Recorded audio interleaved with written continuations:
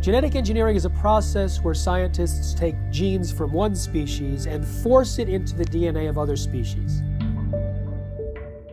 Every single independent study conducted on the impact of genetically modified food shows that it damages organs, it causes infertility, it causes immune system failure, it causes holes in the GI tract, it causes multiple organ system failure. The whole concept of genetically modified organisms is throwing a monkey wrench in the life on this planet. What if we could produce more yield on the same amount of land, squeeze more water from a single raindrop, conserve natural resources while caring for the environment? Monsanto is the company that told us that PCBs were safe. They told us that Agent Orange was safe. They told us that DDT was safe, and now they're in charge of telling us if their own genetically modified foods are safe. The reason why we have 170 million acres of genetically engineered corn and soybeans and cotton and canola oil and sugar beets in the United States is because it doesn't have to be labeled. The first genetically modified animal, a salmon, may soon be approved for human consumption. Both these fish are 18 months old, but the larger genetically engineered Aqua Advantage salmon grows twice as fast as the regular salmon. There has not been sufficient animal health testing, human health testing, or environmental impact testing of these new transgenic fish. Basically, they've taken agriculture and built an industrial model which doesn't fit nature. So instead of changing their agricultural model to accommodate what is natural, they're changing nature to accommodate the industrial model. If you have an organic corn crop that sits next to a genetically engineered corn field, and it happens to tassel at the same time, and it happens to be downwind, you're going to get your crop contaminated. The rest of the food supply is contaminated. Then the genie is out of the bottle, and it's maybe physically impossible to turn the situation around. In the genetic engineering revolution, these seeds are now patented property of one corporation called Monsanto. The pharmaceutical industry has no interest in having you well because they don't make any money if you're well. And the pharmaceutical industry is the biotech industry. Some people think that GMO really means God move over. We are heading downhill at a rapid rate of speed toward our own extinction. The use of GM in agriculture is a risk that is simply not worth taking.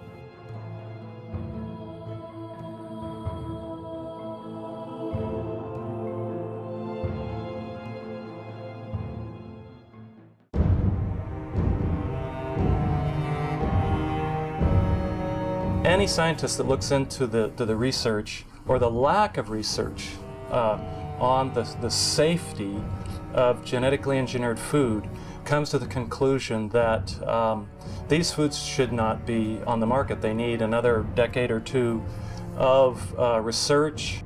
Monsanto is the company that told us that PCBs were safe. They were convicted of actually poisoning people in their town next to the PCB factory and fined $700 million. They told us that Agent Orange was safe. They told us that DDT was safe, and now they're in charge of telling us if their own genetically modified foods are safe. Because the FDA doesn't require a single safety study, they leave it to Monsanto.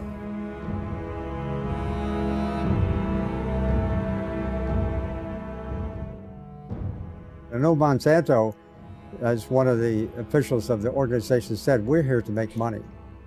And that's not just Monsanto, that's a lot of food industries. Their job is to make money for the investor. Unfortunately, that becomes the highest priority thought in their minds. Make money, make money, make money. They're not actually making products to make health, they're making money. And so they tend to overlook the health consequences. I think that is a ridiculous sort of approach to the problem.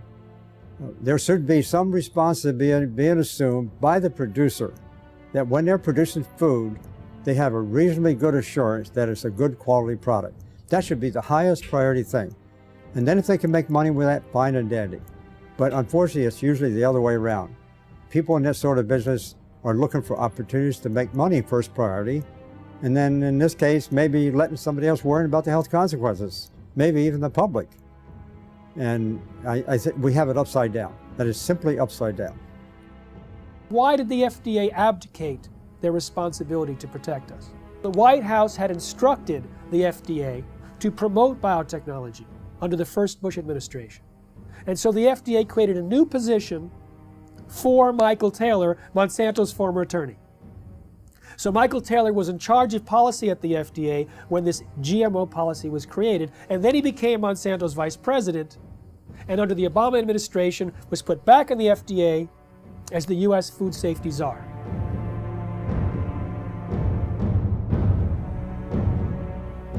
In reality, the overwhelming consensus among the scientists at the FDA were not only that GMOs were different, but that they were inherently dangerous, that they might create allergies, toxins, new diseases, and nutritional problems. They had urged their superiors to require long-term study, and when they saw drafts of the policy coming back to them, they were angry and urged their political appointees to change course.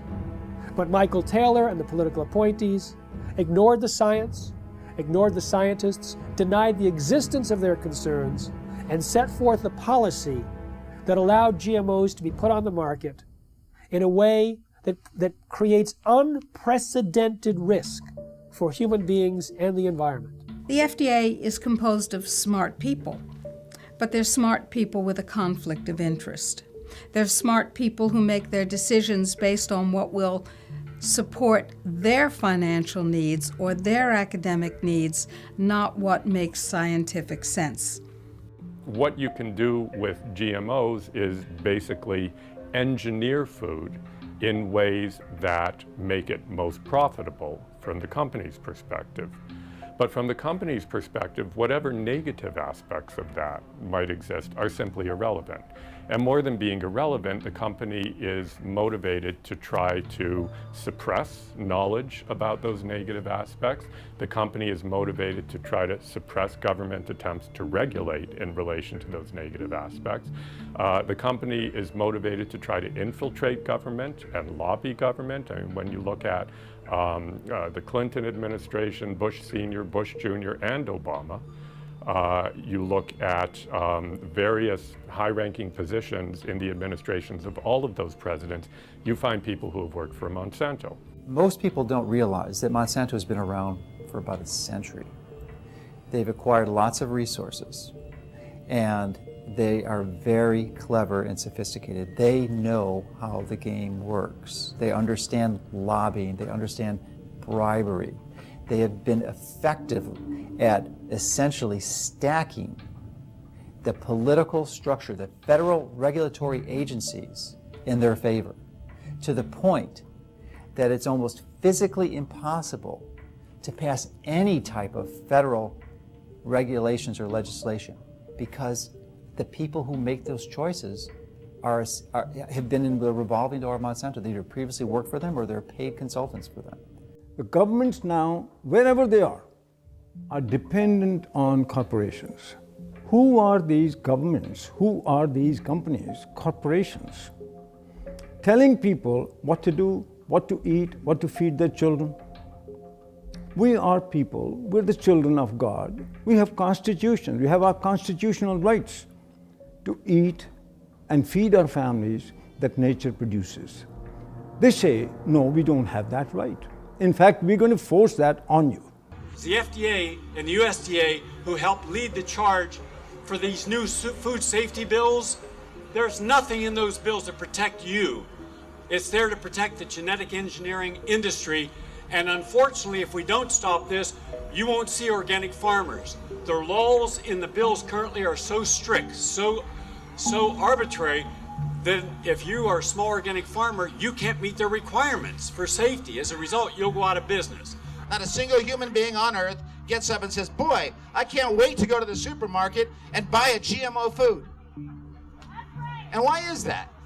That's because after 30 years and hundreds of billions of dollars of public and private investment, they haven't been able to come up with one thing in this food that actually helps the consumer. No better taste, no lower price, no more nutrition, nothing, zip, zero, nada. 85% of all the genetically engineered crops in this country and around the world are designed so you can soak them with weed killers, toxic herbicides. And who are the big companies that do this? Come on, you know who they are. Monsanto, anybody, what? Who else? DuPont, Dow Chemical, Syngenta, Bayer. What kind of companies are these? Chemical companies. As the chemical seed package has spread, and now with genetically engineered seed that originally was free in India because it belonged to the farmers, or was low cost because it was released from the public sector universities that did seed breeding. In the genetic engineering revolution, these seeds are now patented property of one corporation called Monsanto. They take genetic material, either DNA or RNA, and insert it using very sophisticated techniques and create an artificial life form, a transgenic species that is impossible to reproduce in nature because the reproductive organs don't match. And as a result, once this form is created, here's the danger. It can cross-pollinate, it can contaminate the traditional crops. Percy Schmeiser was a farmer in Canada who was contaminated by Monsanto's genetically modified seed.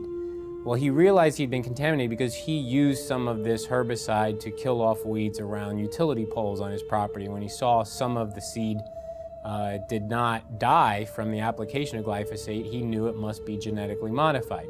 Well, he didn't do anything to purge his property of that contaminated seed. It would actually take 3 years of taking your crops out of use before you could completely purge them of the genetically modified seed. He decided he didn't want to do that because that would be costly. So he saved his seed for planting the following year, and Monsanto said, well, you now knew that you had genetically modified seed. You saved it for planting a second year. That's infringement. They sued him for patent infringement. It went all the way up to the Canadian Supreme Court. And although they found that technically he did infringe their patent, they awarded Monsanto no damages. Both in Canada and the United States, hundreds of farmers have been totally bankrupt, lost their farms and so on through lawsuits by Monsanto.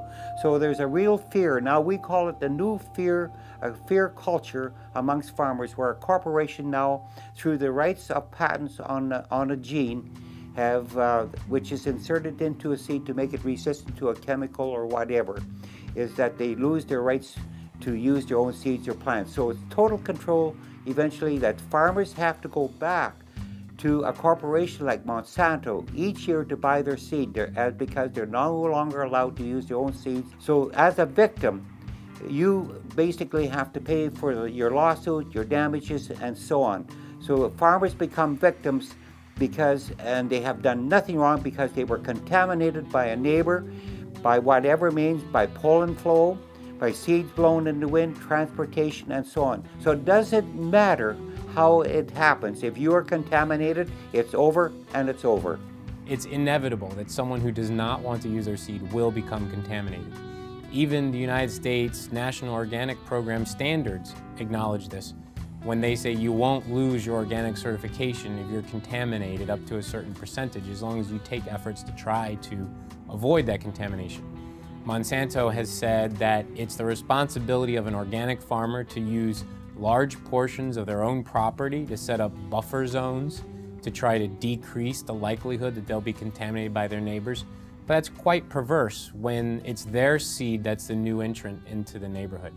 In the mid-90s, the UK government gave about $3 million to a scientist to figure out how to test for the safety of GMOs. That scientist was Dr. Arpad Pusztai, the world's leading expert in his field. He worked at the top nutritional research laboratory in the UK, one of the best in the world. He had about 20 or 30 researchers working with him in 3 different institutes, and his protocols that he was designing were supposed to be implemented into EU law as requirements for the safety assessments of any GMOs to be introduced into Europe. He took a potato that was genetically engineered to produce an insecticide and fed one group of rats the genetically engineered potato. He fed another group of rats natural potatoes, and a third group of rats natural potatoes, plus their meal was spiked with the same insecticide that the GM potato was engineered to produce. So you have GM potato, and natural potato plus an insecticide, and all three had a complete and balanced diet as well. We measured all sorts of things, growth, for example, how these young animals were growing, what happened to their inside, and what happened to their immune system. And it became clear that the GM had a slower growth. It had problems with internal development of its organs, and it certainly knocked out the immune system. Only the rats that ate the GM potato got sick. They had potentially precancerous cell growth in their digestive tract, smaller brains, livers, and testicles, partial atrophy of the liver, damaged immune system in 10 days. What was the cause of that damage? It was not the insecticide, because the group eating the insecticide did not have the problem. It was understood that it was the process of genetic engineering itself and the unpredicted side effects that caused this profound damage to every system and organ studied.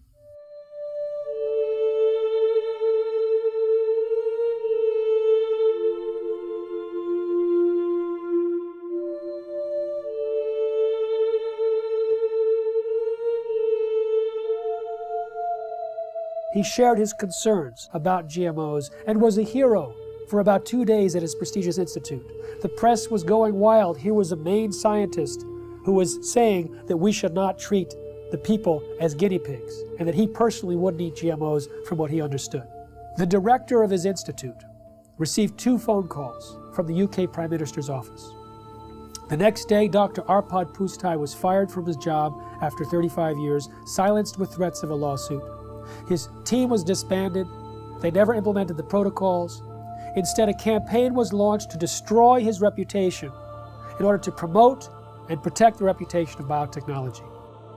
We do have all the methods available for testing the safety of GM crops. It will be unforgiven by humanity.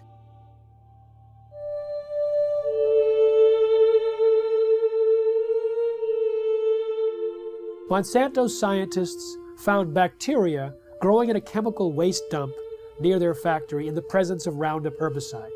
Now, Roundup normally kills bacteria. This bacteria was surviving. They said, great, let's put it in the food supply. So they took the gene from the bacterium that allowed it to survive the Roundup and put it into soybeans. And now those Roundup-ready soybeans can be sprayed with Roundup herbicide, and they don't die, just all of the other plant biodiversity in the ground dies. The active ingredient in Roundup is called glyphosate. Glyphosate was patented in 1964, not as an herbicide, but as a broad-spectrum chelator. It hugs a lot of different minerals that are needed and does not allow the plants to access them. It also destroys some beneficial microorganisms in the soil, which normally provide nutrients to the plant. It also promotes pathogenic organisms in the soil, which then overrun the plant. And so it creates weaker plants, stronger disease, and the disease does the killing. Now, what do the livestock in the United States eat? They eat largely Roundup-ready crops. Roundup-ready soy, corn, cottonseed, canola mash, sugar beet pulp, and soon alfalfa. So a huge percentage of their food intake is Roundup-ready crops. Now remember, Roundup pulls the nutrients out of the crop. It makes them unavailable. So now we have millions of livestock eating nutrient-deficient food. And what do we eat? We eat plants and we eat animals and take their milk.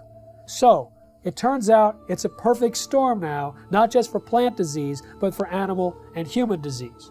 When 44,000 secret FDA memos were made public from a lawsuit about the subject of genetic engineering, the director of the Center for Veterinary Medicine made it absolutely clear that GMOs in animal feed had a unique danger. Toxins can bioaccumulate in animals and in their milk. And so if there were toxins in genetically modified feed, then we might have higher levels of those toxins in the animals that eat the feed or in their milk or other products from those animals. All our food, 90% of Canadian crops, American crops now are produced by genetic modification, or at least they're contaminated. with genetically modified corn, genetically modified soybean, genetically modified everything. 95% of all the genetic modifications are done in order to allow the plants to survive more chemicals being sprayed on them and to allow the animals to survive more drugs being put into them. And of course, what happens is that when their genes are changed, our genes are changed by consuming them, just as the superweeds and the superbugs are genetically altered by consuming them. The bug eats the plant, its genes change. The animal eats the plant, its genes change. We eat the animal or the plant, our genes change. Our babies' genes change, and the change is permanent. They do not want you to know which products you're buying in the grocery store might contain genetically engineered ingredients. They say that label would confuse consumers. They say there's no difference between genetically modified foods and non-GMO foods. Well, that's absurd. That's what the word modified means in genetically modified. It is modified, it is different, and it is, in many ways, a threat to the health of the people of our nation and people around the world. Genetic engineering is a process where scientists take genes from one species and force it into the DNA of other species. Even though there's been very little study on the health dangers, there's been sufficient evidence of harm to cause the American Academy of Environmental Medicine to say all doctors should prescribe non-GMO diets to everyone. They say that the animal feeding studies link GMOs to reproductive problems, immune system problems, accelerated aging, organ damage, gastrointestinal distress, dysfunctional regulation of cholesterol and insulin, to name a few. If you take the gene of a cow that helps it to produce milk, that produces a hormone called the bovine growth hormone. And if you take that hormone and you start injecting into the cow, the idea here is then the cow will produce more milk. The companies like Monsanto and Eli Lilly, who invented this hormone independently, and they said there's nothing wrong in doing that because it's substantially the same hormone that the cow produces. That is wrong. Because even if you take natural bovine growth hormone and you give injections of it to cows, then the cows will get sick. Just like if you took human insulin and you started to inject human insulin back to people, they will get insulin shock, they could die. But the cow receiving this hormone will actually be sick. It'll have pus in its milk because it's producing too much milk. The teat canal of the cows will get infected, will have to be treated with antibiotics. When the Canadians were evaluating bovine growth hormone, the senior scientists there testified before the Senate that Monsanto had offered them a bribe of $1 to $2 million to approve RBGH without further study. They say documents were stolen from a locked file cabinet in the government's office, that they were being pressured to approve the drug, which they thought was of questionable safety. What we have is rigged research, hijacked regulatory agencies where many people at the agency, at the FDA, that was approving this bovine growth hormone were from Monsanto. Monsanto's former attorney, 2 former researchers. In fact, Richard Burroughs, who was an independent veterinarian working at the FDA, he was fired. He was told he was slowing up the approval process. Well, he sued and was reinstated back at the FDA, but during the trial, his boss admitted that the whole thing was a setup to get him out. He was in the way of the approval of bovine growth hormone. In the U.S., there's evidence that articles have been published that scientists who do any research on that possibly could show negative results of genetically engineered crops are harassed. They are denied funds. The universities that depend on industry money are pressured to not allow this or to discourage this kind of research. Monsanto's own research shows that when rats were fed this BT corn, they had signs of toxicity in the liver and kidneys. When genetically modified soybeans were fed to rodents, we've seen changes in the testicles changing from pink to blue, changes in the sperm cells, changes in the uterus and ovaries, in the DNA functioning of the embryo offspring. In 2001, a small California biotech company called Epicite patented a gene, which causes both men and women who eat it, in the form of any product, to produce antibodies to sperm. If the men eat the Epicite gene, they produce antibodies to their own sperm, rendering them irreversibly sterile. If women eat the Epicite gene, when they have intercourse, their bodies produce antibodies to the sperm that has been deposited, and they become infertile through the destruction of the sperm. Now, DuPont and Monsanto formed a joint venture, purchased the Epicite firm, and, quote, commercialized the Epicite gene. Do you want to know if the food that you're eating contains the Epicite gene? Sure you do. How about the food that your children are eating, or your grandchildren? Sure you do.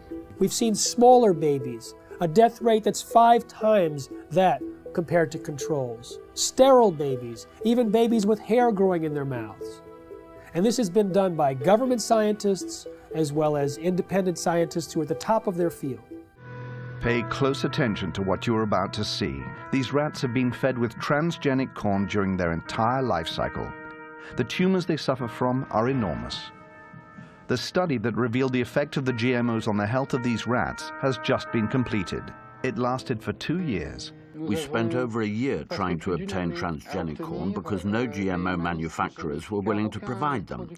This is because Monsanto requires contracts to be signed stipulating that the seeds must not be used for testing. We wanted our study to be independent. Every rat was dissected to identify the way each diet, GMO and Roundup on its own, had acted on the metabolism of each animal, focusing on the development rate of the tumors that only start to manifest themselves after the initial 3-month period. Each step up represents a large tumor, which can measure 17 millimeters by 17 millimeters. 94% of them take effect in the mammary glands, which would equate to breast cancer in a woman. We are faced with renal tumors for the males. Some males also suffer from mammary tumors. One could have thought that the main cause of death was coming from the pesticide added to the corn. But what the study highlighted, and this for the first time ever, is the fact that the transgenesis itself could have killed the rats. What this means is that just by interfering with the genome of the plant in order to modify it, we are faced with repercussions that no one could have anticipated. This is enough to make us reconsider all the scientific precepts that led to the creation of GMOs. We realized that GMOs without any Roundup residue were responsible for an increase in the death rate of females and of some males. This is the GMO that is being eaten by the Americans, but also the GMO that has been approved for importation by European agencies, and that contaminates our food. When they allow animals to graze on the cotton plants after harvest in India, for years and years there was no problem. When they introduced this Bt toxin-producing cotton, thousands of sheep died, buffalo died, goats died. I've interviewed the people myself, seen pictures of their dead animals. These animals were successfully grazing on non-Bt cotton plants for years. In one case, 13 buffalo grazed on Bt cotton plants for a single day, and within 3 days they were all dead. Unfortunately, there's not sufficient follow-up. One small non-governmental organization pleaded with the government in India, please do some research on these animals. The government refused. They pleaded with universities offering to pay for the research themselves. They refused. So this small NGO did their own research. They put 3 sheep in one field with Bt cotton Bollgard 1, 3 with Bollgard 2, and 3 with non-GM cotton. Within a month, all 6 sheep eating the Bt cotton plants died. But 3 eating the non-Bt cotton plants had no symptoms. But their research was dismissed because it wasn't a government agency or a university. So we have a situation where the evidence is there, but it's not being paid attention to because it's being drowned out by the big bucks and the biotech industry with their tobacco-type science and their distortion and denial of the facts. Unfortunately, Monsanto's lobbying power and their financial weight, they are able to use corrupted corporate science, something that I call cigarette science, to get these products slipped into our food stream. The only human feeding study ever published on GMOs showed that the gene that was inserted into the soybean transferred into the DNA of the bacteria living inside our intestines and continued to produce that protein. So if it happens to be an allergen and you're allergic to it, you may be continuously triggered over and over again by the production of that allergen from within inside your own intestines. When we look at the quality of the nutrients in our soil, we see that that has become actually a victim of industrial agriculture, which destroys the microorganisms in the soil and then puts in a few nutrients as if that were enough to provide a healthy diet. It turns out that the current industrial agricultural model was based on surplus military products after World War II. They had extra bomb-making material that worked as fertilizer, so they created the synthetic fertilizer industry. They had excess nerve gas that they could use as insecticides, so they created an insecticidal industry. And by steering the farmers and the land-grant universities and all the population towards these high-input, corporate-driven agricultural models, we actually stripped away some of the health and some of the nutrients that were vital and are vital to the health of the people and of the livestock.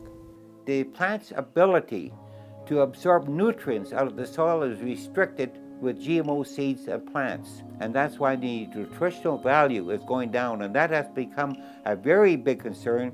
And there's a very big concern that many of our foods that we eat, nutritional value contents have to be rechecked because it has changed. It alters the structure of a plant when you put a GMO gene into a plant. So you no longer have the same type of plant, and you've changed the makeup. Monsanto is the only company I know of that doesn't want you to know you're buying something that has their technology inside it.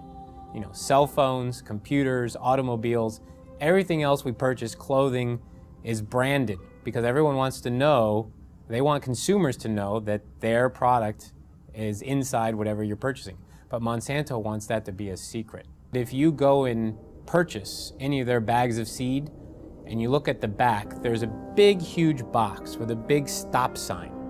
And when I first saw this, I thought that meant stop, this seed is dangerous. Don't swallow it, wash your hands after you've touched it.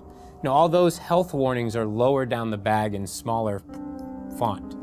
If you look in the box where the stop sign is, it actually says stop. These seeds are protected by the following patents. Your use of these seeds must be in compliance with the license agreement. You may not save the seeds for replanting, blah, blah, blah, blah, blah. So they object to labeling of food that consumers buy, but they have no problem with labeling their own product with all of their patent numbers. So there's some things that they want the public to know and other things that they don't. Traditionally, the proponents of genetic engineering have stated that there's relatively no risk or essentially no difference between genetically engineered plants and products and conventionally raised products. Well, new studies dispute this quite widely. There was a study done last year in the Journal of Reproductive Toxicology that showed that over 93% of genetically engineered toxins were found in the blood of pregnant women and 80% in the fetuses. So this potent crop toxin is being transferred into the population. Genetically modified soybeans has as much as 7 times the amount of a known allergen compared to non-GM when the two are cooked. With corn, there's a gene that's normally shut off in corn, but it's switched on accidentally in Monsanto's corn, and that gene produces a known allergen. There's also more herbicides used on these genetically modified herbicide-tolerant crops like Roundup Ready soy, and the excessive herbicides might promote allergic-type reactions. Peer-reviewed studies show that there's an association between heavy GMO consumption and serious health problems, including asthma and food allergies. There's also a damage to the pancreas and the production of enzymes that are used for digestion in mice that are fed GM soy. If we take longer to digest proteins, then that means eating genetically modified soy might cause us to be reactive to a wide variety of foods, not just to GM soy. The real risk here, the real concern is that these threats to the food supply are validated.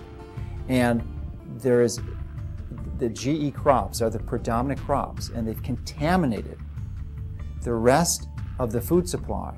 Then the genie is out of the bottle, and it's maybe physically impossible to turn the situation around.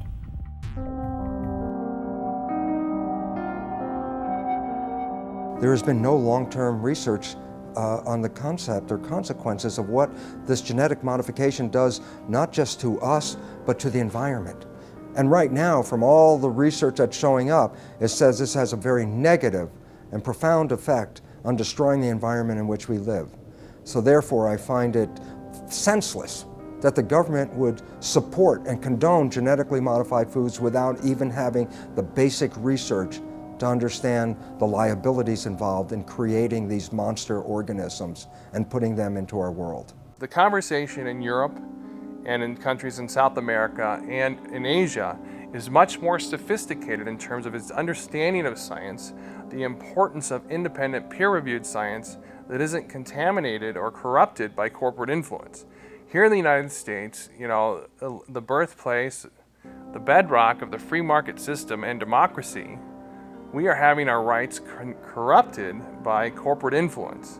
The major impact that Monsanto has, their ability to get their products approved with minimal scientific oversight and minimal review of these products for human health testing is really an abomination. The entire scientific foundation underneath genetically modified organisms is false because organisms are not genetically determined. And when we understand that, we recognize that the only way to create crops that will benefit humanity is to understand nature herself and learn to live in harmony with it. And this is a completely different approach than humans have had for the last couple hundred years, where we always thought, oh, humans' job was to control and dominate nature. In that process, we are now leading the world into the 6th mass extinction of life on this planet. 5 times in the history of this planet, life essentially got wiped out and started all over again. The 5 previous mass extinctions are attributed to things like comets or asteroids hitting the Earth and destroying the environment. We are now deep into the 6th mass extinction of life on this planet. We are losing species of organisms faster than even in the previous 5 mass extinctions. But the source of the problem is much closer to home than a comet or an asteroid. Science has recognized that it's human behavior that is undermining the web of life. Rather than trying to control nature, our mission is actually how to learn to live in harmony with nature. The FDA, which treats the American people as slaves, knows that if people knew the truth about how healing their foods can be and how dangerous the processed foods really are with all their chemical contaminants and their genetic modification, if people knew the truth, they would demand food freedom. They would demand access to healing herbal therapies and healing dietary supplements. They would demand that the FDA back down from its intimidation campaigns that have been leveled against producers of dietary supplements and herbal remedies and raw dairy products and so on. The people would demand that if they knew, and that is why they are kept ignorant under this campaign of disinformation currently being waged by the FDA. I've been vigorous in my opposition of these strategies that these large corporations use to use their influence for their benefit. And as a result of my positions, I'm frequently criticized by their own local networks, the skeptic networks and such. And they're also their ability, because they are so politically connected, to use the federal regulatory agencies to come after me personally, to file claims against, or statements against my company, and also to criticize me such that it can be viewed in most of the traditional media to skew the information, the truth of what we're saying. They twist the tables. It looks like we're the bad guys when actually nothing could be further from the truth. We're just seeking to help people understand what the true reality here is, and give them the tools to make that distinction and give them the right to know. In the early 2000s, Monsanto and the biotech industry vilified a scientist for his linking of Bt corn to a decrease in monarch populations. 2 years ago, another research paper came out confirming that yes, Monsanto's Bt corn and their Bt cotton products were actually reducing the habitat of monarch butterflies. Monarch butterflies are the canary in the coal mine on the prairies in the Midwest.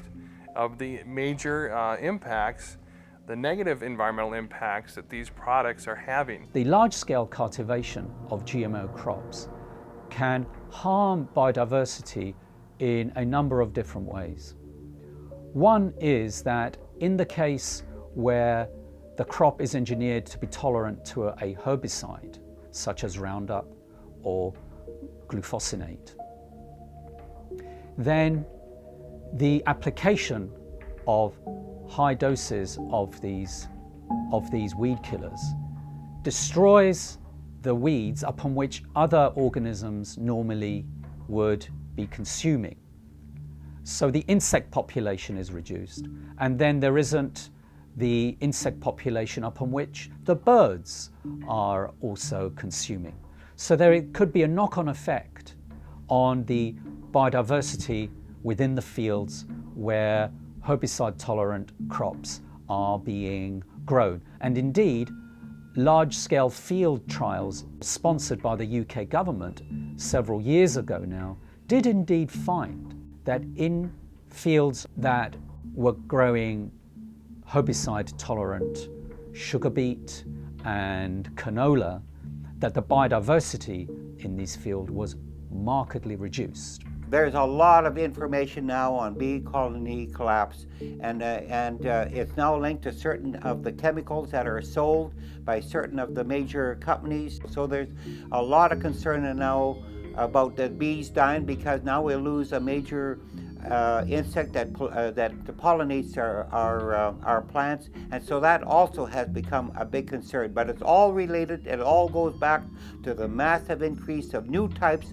of more powerful chemicals, more toxic chemicals than we ever had before. And that's why we have many of our beneficial insects are being killed by these new types of chemicals. GM carries novel health and environmental risks, which we are now beginning to measure, both in terms of environmental impact and also outcomes in feeding trials, controlled feeding trials in animals. Then I feel that the use of GM in agriculture is a risk that is simply not worth taking. GM doesn't address root causes of problems in agriculture. At best, it is a symptomatic cover-up. No genetically modified crop can grow unless it's attached to some kind of a pesticide. Those pesticides, more and more, are in these plants. They may have killed the weeds, they may have killed the insects, but the product is still on the plants. And if it's washed off, then it's in the water, it gets into the lakes, it gets into the oceans, it's everywhere. And it's toxic, it causes cancer, it also causes endocrine disruption. That's a technical term for change of hormones. They don't even want to label that this is genetically modified. The milk is genetically modified, or the crop is genetically modified. They say, if we label that, we won't be able to sell it because people won't buy it. Of course, people won't buy it because people don't want it. We have thousands of different varieties of any given food crop you can mention. And by simply dipping in to this already existing reservoir of varieties of crops, resurrecting old crop varieties which have been displaced, could readily meet our food needs without having to resort to the risky procedures associated with GM. What is an herbicide-resistant crop It's a crop that you can spray the hell out of it with a toxic chemical and it won't die. It kills everything except that particular crop. And so you have the ability not only to sell the seeds to the farmer, you're going to sell them the companion pesticide. So you get two sales for one, and they're going to have to come back to you every year and get them because once you start applying these poisons on this scale, your farmland is so devastated that to convert to organic, for example, is economically difficult. The most comprehensive analysis of GMOs shows that they actually reduce yield. But sustainable technologies, they can increase yield by an average of 79%. What BT corn does and BT soy does and what Roundup Ready does is it decreases labor. It's labor saving, as if we need less farmers in this country. And we have a limited planet. So more people farming is the key to higher yields, not chemicals. GMOs are stealing the money away from these more appropriate technologies. We have more food per person than any time in human history. We have enough food grown to feed 11.3 billion people. What we don't have is the ability for people to access that food. And so it's not a silver bullet of increased yield that the biotech industry tries to sell us. The ISTAD report proved that organic and sustainable agriculture had the same and higher yields than conventional, chemical-intensive, genetically engineered crops. These herbicides are actually having a major impact in killing the beneficial soil microorganisms in the soil, which actually not only add to the yield gains, but also the nutritional value of these plants. Cotton production has increased in this country because of acreage, not because of the BT technology. Rice and wheat production increased in India because of irrigation acreage. Land and water account for it, not the seed and the chemicals. In fact, the seed and chemicals have created a scarcity. First, the new seeds had to be grown as monocultures, so you had less food. Today, we are importing pulses from Canada, from the United States. Very vital to a vegetarian diet. We're not growing pulses because our monocultures have no place for pulses. Pulses give you free protein. Pulses give you free nitrogen fixing. All of that was wiped out. Oilseeds, farm trees, agroforestry. The water use of this so-called Green Revolution was 10 times more compared to equivalent farming systems. One huge problem with the GMOs is that they have completely blown out conventional breeding in our land-grant colleges. And we only in this country have 10% of the vegetable seeds that were available to our forebears 100 years ago. Our seed stock is going down the toilet, and we can't even use our land-grant colleges to breed in a standard way because there's no money for it. And that is a huge, huge, huge threat to the future of agriculture, to lose the skill of breeding standard, which is in fact what all that food you see on your grocery shelves, all those vegetables came from thousands of years of farmers sharing their seeds. As a result of the loss of beneficial soil microorganisms, not only have the yields gone down, but there's been a dramatic increase in the rise of crop diseases, which are infecting corn and soybeans in the U.S. We're sacrificing, our soil just because it's an easier way to farm. And trying to convince ourselves it's more economical, but it's not. I'm seeing neighbors' fields who've been doing this stuff for 15 plus years. They can't get rid of a lot of weeds now. These weeds are getting resistant to the glyphosate herbicide, so farmers are upping rates, more herbicide. But then all of a sudden that's not doing it anymore, so you have to switch herbicides. So now the soil is just more and more and more full of poison. So there's going to be more sickness in that field. It's going to be more susceptible to diseases, insects. We won't make it through drought periods as long. The same crops side by side, right across from each other. The natural plants are going to make more over time. And you have a soil that you continue to poison, nature's going to win. In 2006, Cornell University released a study on soil degradation that stated by the year 2050 that 30% of the land that's already cultivated will be unfarmable. Now, the thing about Roundup and glyphosate is that it stays in the soil for months or years. and it continues to cause the reduction of available nutrients and the promotion of these diseases. And so people like Dr. Don Huber from Purdue University, have identified more than 40 plant diseases that are on the rise in the U.S. because of the overuse of Roundup and other glyphosate-based herbicides. Now, it pulls these nutrients out of the food supply for months or years. According to Reuters, in 2007, there was about 184 million pounds of glyphosate herbicide used in the United States. Now, that's one of many, many years, hundreds of millions of pounds, which means hundreds of millions of pounds of nutrients have been tied up and taken out of the food supply.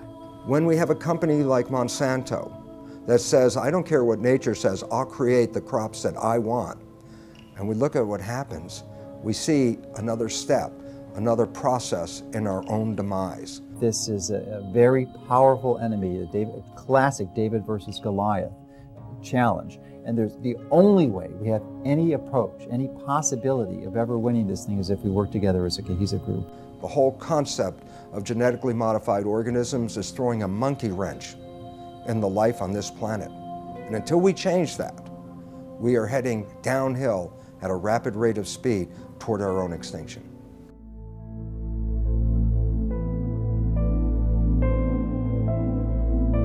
Genetically modified organisms are living beings where genetics or DNA of one species is taken out and transported artificially into another organism.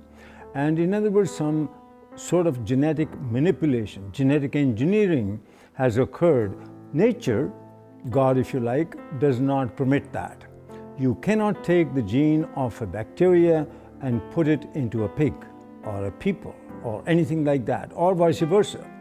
They've put spider genes into goats in the hopes that they can milk the goat to get spiderweb protein to make bulletproof vests. They've put cow genes into pigs and made cowhides on those pigs. They had what was called an enviropig, a pig that would have manure that was less toxic. They can create these featherless chickens to kind of better live in these tight battery cages, these small barren wire enclosures extending down long rows and often windowless sheds. Can be 1 million birds in a single shed. How do you do that? Well, without them overheating, where you have this massive ventilation fans. But another way, you just take off their feathers. There's a genetically modified salmon that was created by Canadian researchers that was tested up in Canada. They put these frankenfish into tanks and they fed them sufficient food and there was no problem.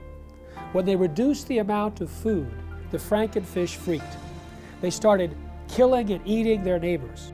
So what happens if the FDA approves these frankenfish and let's say they escape into the ocean? I don't know what's worse, the extinction of natural salmon or the roving of these frankenfish going around and killing and attacking other species and changing the whole ecosystem balance. They both have a mating advantage because they're larger, but they have a survival disadvantage. And it's that combination that, should a male transgenic fish escape into the wild, cause the rapid collapse and extinction of both transgenic and wild fish in as little as 50 generations.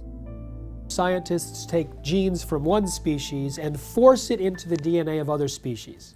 Now, the process itself creates massive collateral damage in the plant or animal, but they don't test for those changes and the side effects before they introduce, say, the crop into our food supply.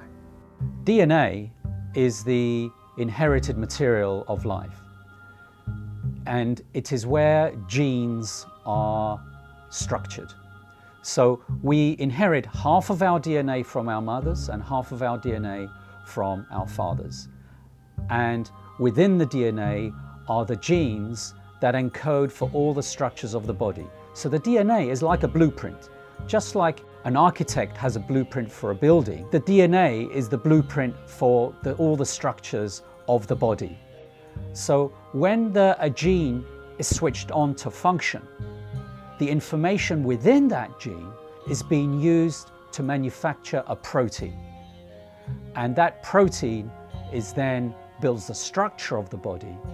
And then proteins in the form of enzymes carry out all of the chemical reactions of the body that constitute the living organism.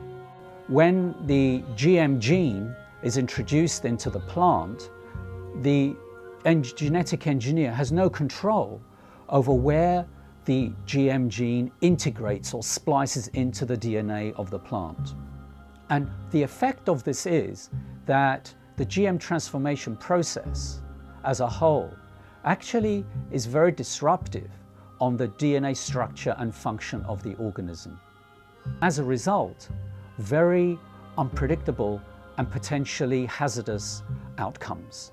Because if you disturb the balance of gene function, remember the gene function is controlling the structure and the biochemistry of the organism. If you disrupt the balance of gene function, you disrupt the biochemistry. And if you disrupt the biochemistry, you run the risks of creating novel toxins, novel allergies, as well as a disturbance to nutritional value. These types of outcomes resulting from the disruptive effect of the GM transformation process have been observed, are observable, and they're genuine. With our understanding of epigenetics, the new science of how environmental signals control our genes, we're introduced into the chemistry of where do the signals come from that select the genes and modify our genetic activity. Well, we used to say everything was due to the genes, but now we find there's a class of molecules called microRNA. They're very small RNA molecules, and they're found in all the cells. And these microRNA molecules are molecules that adjust the reading of our genes. And well, a new understanding has been found about the microRNA molecules. And when we eat food, the microRNA from the food is picked up by the digestive system and not broken down. The microRNA is taken into our own body intact. And now what they followed is the microRNA from food ends up in our own cells, like in our liver and other cells in our body.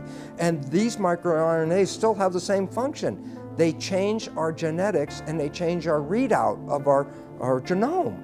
And the significance is profound. It says when you eat genetically modified foods, we are eating a new class of microRNAs that have never really been in the world before. And yet, these microRNAs are picked up by our biology and adjust our own genetics. So, in a sense, the old story, we are what we eat, actually now has a biochemical foundation. And then all of a sudden it says, if that's true, then why would you risk your life eating a genetically modified food containing microRNAs that can totally distort our own biology and cause great problems in our lives? The process of genetic modification is a completely irreversible process. Once it has been carried out, it affects the reproductive cells of the organism. So any effect you have, for good or for bad, is then passed down through the subsequent generations of that particular organism. And that's true for plants and animals, indeed for any genetically modified organism. And this now has to be understood because when we eat genetically modified foods, not only does it affect our own cells like that, but we also know that the bacteria in our gut that are required for our survival, we need these bacteria. The bacteria also pick up the genetic engineered genes. And we modified the gut bacteria. And you say, well, why is that relevant? Well, not only do we need the gut bacteria for our survival, but the gut bacteria change our genetics. Information from the bacteria is picked up by the digestive cells and adjusts the digestive system cells to be compatible with the bacteria in our gut. There is a dialogue and a communication. If you alter the genetics of the gut bacteria, by definition, you've completely altered the development and genetics of our own cells. Way back in the 70s, they developed this grand vision of being able to splice in high yield and drought resistance and all sorts of, pest resistance, and they dreamt of patenting those genes and having proprietary ownership of these genes. And during the 80s, that indeed came about from a number of court decisions. They believed they could make billions of dollars from these proprietary gene transfers to make food do certain things or crops do certain things. When the evidence came out that there were fundamental flaws in the genetics, they just did not want to know. They didn't want to do the research into these issues of food safety. and they went ahead with their development, yet they weren't doing the basic research. You see, GMOs are the product of an infant science. And now we are feeding that product to the entire population. And it's known to create unpredicted side effects, and no one is testing to see if the rise in all these diseases since GMOs were introduced in the mid-90s is caused or promoted by these GMOs. If Monsanto's patent on a gene, if that patented gene gets into any, and I'll use the term, higher life form. So what does that mean?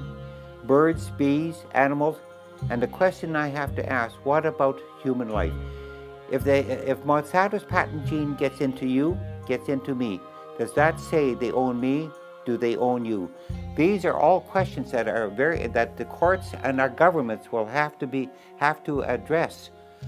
How far does the patents on genes on life go? There have been over 140 lawsuits filed by Monsanto against farmers, including against those farmers who wanted nothing to do with Monsanto's genetically modified seed. When you ask Monsanto whether genetically modified seed is natural, they have two answers, yes and no. And it depends on which side of Washington, D.C. they're talking. If they're at the FDA or the USDA, they say genetically modified seed is absolutely no different than natural food. It doesn't need to be tested, doesn't need to be labeled. The public doesn't need to know if their food's been genetically modified because it's no different. Then when they're on the other side of Washington, D.C. at the patent office, and the patent office is saying, well, you don't deserve a patent because your seed is no different than natural food. They say, oh no, it's not. It's completely different. We've invented something brand new. It's radically different and it's so inventive we deserve not just one patent, we deserve entire portfolios of dozens and dozens of patents. Because the United States was the only country in the world, still is, that allowed genetically modified organisms or any organisms to be patented. Up until then, living organisms or their products could not be patented. So the patent for insulin, genetically modified insulin produced in the E. coli bacteria, was given to Eli Lilly. Monsanto got it for RBGH, the bovine growth hormone. I have a book called Corrupt to the Core. In that book, I describe, by quoting from a published speech by a Monsanto executive, saying how they're going to control the whole world, not just by genetic modification, but they're going to take charge of the whole world by influencing the White House, the Whitehall, the French Parliament, and Canadian Parliament, and the Japanese Parliament. This is published information, how they're going to control the whole world.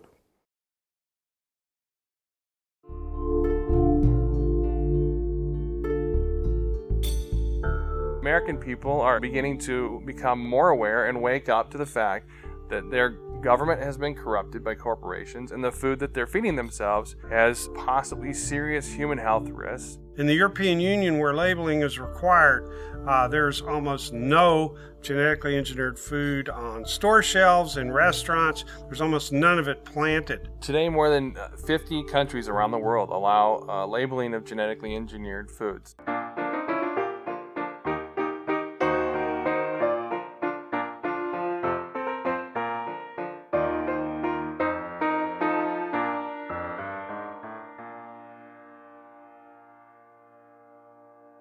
The FDA has received over 1 million comments from citizens demanding labeling of GMOs. 90% of Americans agree. So why no labeling? I'll give you one reason. The influence and the corruption of the political process by Monsanto. If you have an organic corn crop that sits next to a genetically engineered corn field, and it happens to tassel at the same time, and it happens to be downwind, you're going to get your crop contaminated. In fact, even the seed stocks are becoming contaminated. I should have the right to be a conventional farmer. You should have the right to be an organic farmer if you're right. But if we have GMO farmers, you no longer, remember this, you no longer can have an organic farmer, you can no longer be a conventional farmer. You'll become a GMO farmer whether you like it or not. An expert in air pollution calculated how far corn pollen could travel in 24 hours, which is the maximum time that it can remain viable to cross-pollinate. It could travel under certain weather conditions over 500 miles. They want the public to sit down and not think about what happened before this piece of meat got on my plate. What happened before this glass of milk sat on the table? We have an ethical responsibility, I believe, not just to other humans and to the future generations. We have an ethical responsibility to all living creatures. We have increasing numbers of retarded and autistic and genetically damaged people among us. We have increasing numbers of lethal allergies and potentially lethal allergies that coincide with the introduction of genetically modified food. We have increasing amounts of autoimmune problems. We have increasing amounts of pretty much everything. The pharmaceutical industry has no interest in having you well because they don't make any money if you're well. And the pharmaceutical industry is the biotech industry, and it is the agrochemical industry. Thousands of doctors are now prescribing non-GMO diets to every patient. In fact, the American Academy of Environmental Medicine urges all doctors to do so. They evaluated the animal feeding studies and said that there's a causal relationship between GM feed and disorders, and they urged the government to put a moratorium in place on GMOs, and of course they're for labeling.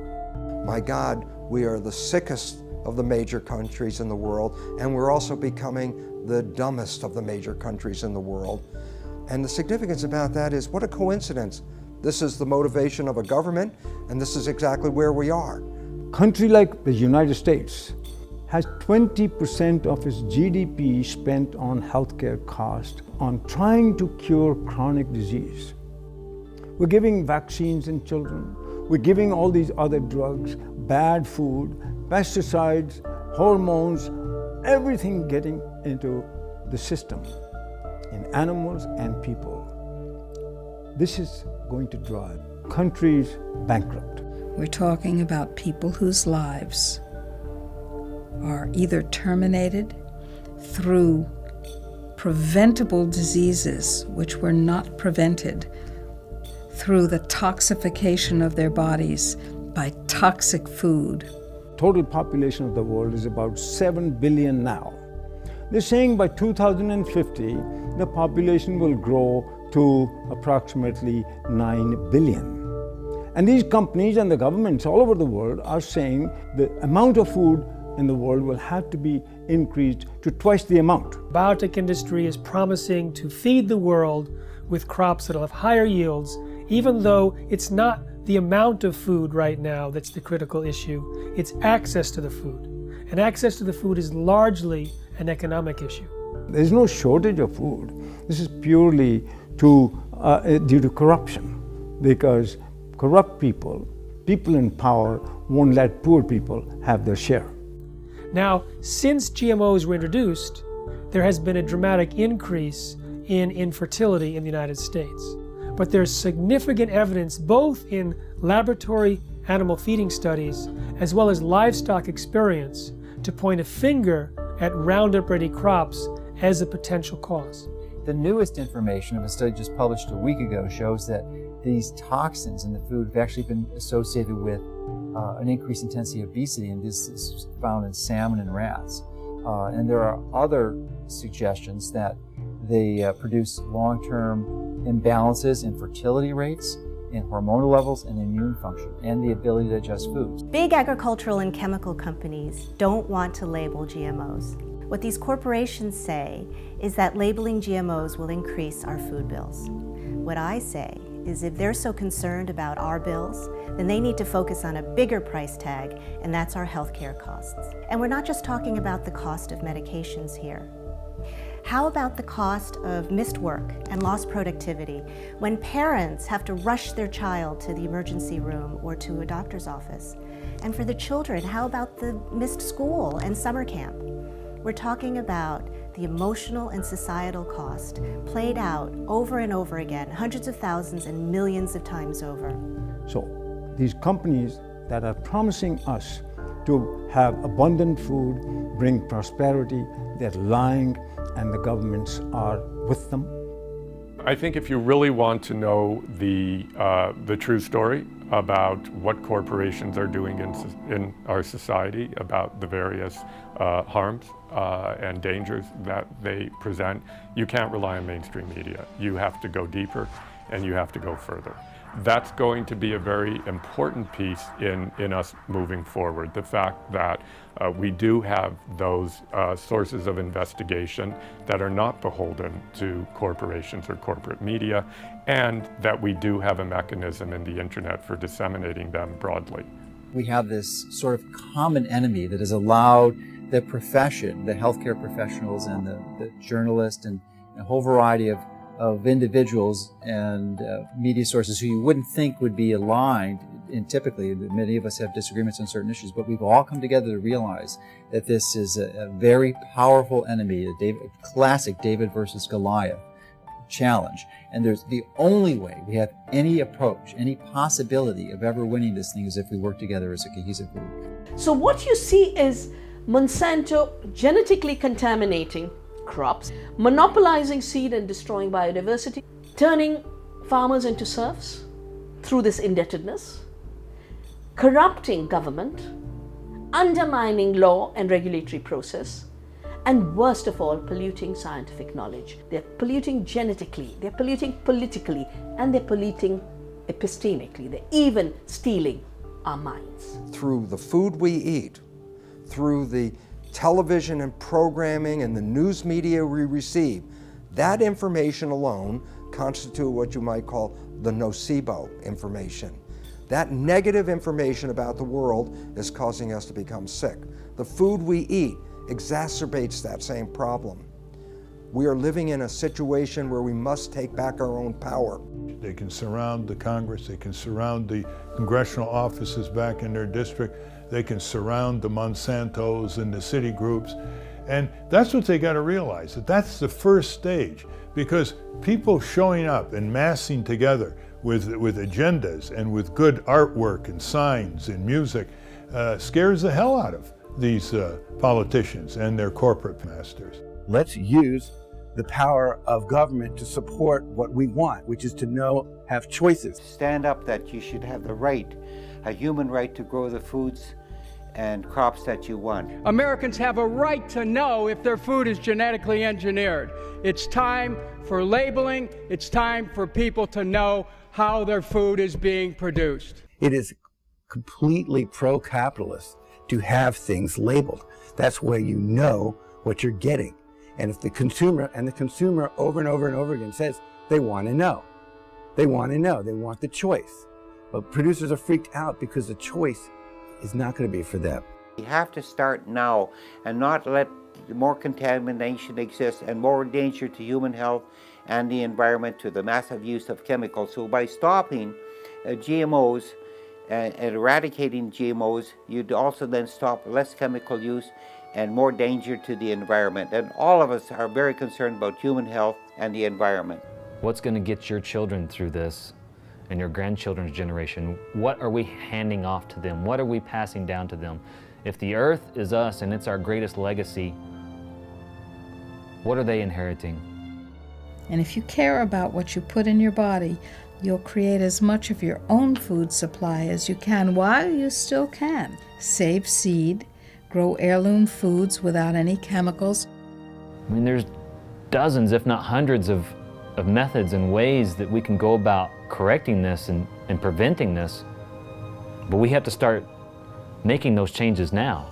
It's very important to be an organic farmer for the future of our children and our grandchildren and even ourselves in the food that we eat. Don't give up your rights, our human rights to this. If what's important to you is what goes into your body and what your health is now and will be, then you have to become activated. But to do that, we have to recognize there's a new science, and that new science completely pulls the foundation out under the conventional science of genetics and GMOs. That science is false and destructive. And the wake-up call is knowledge. Knowledge is power. Lack of knowledge, a lack of power. And what this world is suffering from now is a lack of knowledge, because we do have knowledge. We have knowledge that says how we can thrive, live to a ripe old age of over 100 very easily and enjoy the experience of being on this beautiful planet. In most Native American cultures, their beliefs or their concepts were based on, will this last for 7 generations? Whereas we're asking, what can get me through this year economically? 1 year, 12 months. That's one of our greatest problems right now, is to leap over that barrier, that mentality. Globalization has happened, it's here. But its effects have to be reversed. Globalization in a good way, where people learn about each other, people learn about each other's religions, to tolerate each other's spirituality, work together, work in nature, work with God. Because it's time for us to re-empower our lives. For 10,000 years, humans grew crops without chemicals. You know, it's time that we get mandatory labeling. It's time we cut down the biotech bullies to size. And then now, let's have that discussion again about chemical agriculture versus organic or traditional agriculture. The overwhelming majority of the public want us to produce food and to raise animals in the natural, healthy, humane way, in a way that doesn't destroy the environment, public health, and the climate. And we're going to get to that point, but it's going to require, as I often put it, the food fight of our lives.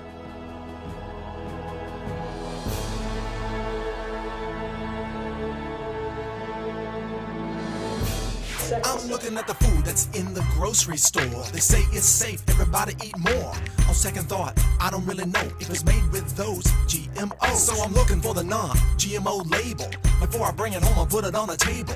I wanna know if it's verified, so I don't harm myself with genetically modified. They don't want you to know. Poison they grow. Profits they show. From those GMOs. Seeds that they sow. Gonna hurt us, we know. Told them to go. Say GMO, no. Hey, look. I don't wanna eat poison. I don't want gene mutations at my dinner reservations. It's a food abomination. What they're doing to this fast food nation. They take artificial gene combinations, inject it in seed variations, so they can grow their frankenfood imitations, while the side effects cause medical patients. Keep the profits alive while they're spraying all the food with name brand herbicides, and all the while they're spreading their lies. Monsanto destroy our farmers' lives, and the FDA just keeps it all going, saying it's safe even though they all know it's just poison, stealing away your life, and that's what you eat, but genetically modified. They don't want you to know. Poison they grow. Profits they show. GMO, no. Seeds that they sow. Gonna hurt us, we know. Told them to go. Say GMO, no. FDA scientists said that GMOs might create allergies, toxins, new diseases, and nutritional problems. Allergies, toxins, toxins. And they said, no testing necessary. No testing necessary. GMO safety, that's a corporate myth. If you don't believe me, listen to Jeffrey Smith. He's the man with the plan, gonna do what he can to help us all get those GMOs banned. But we need you to lend a hand, take a stand against this food stand. It's a mission for the health condition worldwide, cause we don't wanna live genetically modified. No testing necessary. No insecticide. Living inside of us. No testing necessary.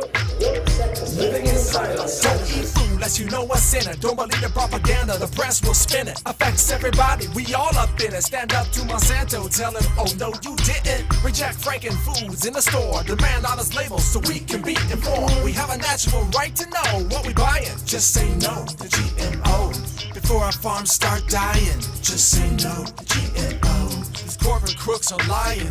Just say no to GMO. This time we're not complying. Just say no to GMO. We just not buying it. Just say no to GMO. No testing necessary. No insecticide. Just say no to GMO.